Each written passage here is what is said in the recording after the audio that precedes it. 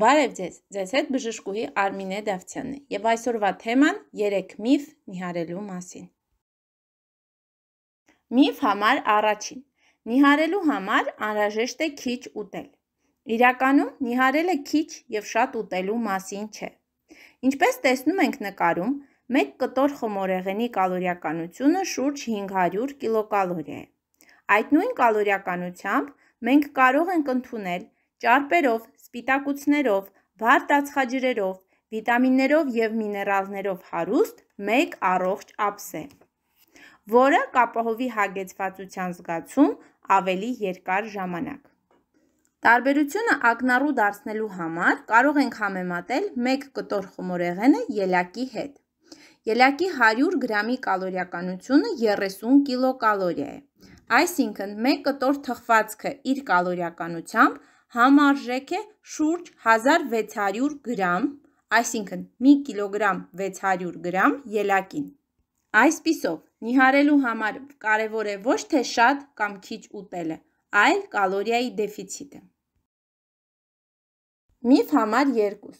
Նիհարելու համար անհրաժեշտ է հրաժարվել շաքարից, ալյուրից, գլյուտենից, կաթից կամ այլ մթերքներից։ Ներկայիս բժշկական դիետոլոգիան դեմ է կտրուկ, չհիմնավորված որևէ մթերքի իսպառ հրաժարումից։ Օրինակ, գլյուտենից հրաժարումը հիմնավորված է ցելիակիայի ժամանակ, որը հաստատված է բժշկի կողմից համապատասխան հետազոտությունների միջոցով։ Բայց ուղղակի մտածել, որ գլյուտենը վնաս է, կաթը չի կարելի, շաքարը ընդհանրապես պետք է բացառել, սրանք միֆեր են և կապ չունեն ժամանակակից սննդաբանության հետ։ Այս մթերքներից պետք չէ հրաժարվել, քանի որ սիրելի մթերքների կտրուկ բացառումը սննդակարգից կարող է սննդային վարքի խանգարման առաջացման պատճառ հանդիսանալ։ Միֆ համար 3. Օգտակար և ցածր կալորիականությամբ սննդակարգը համեղ չէ։ Եթե մենք խոսում ենք առողջ նիհարելու մասին, ապա նկատի ունենք բազմազան, բալանսավորված և առողջ ափսեի սկզբունքը, որը, ինչպես երևում է նկարներում, բավականին համեղ և գրավիչ տեսք ունի։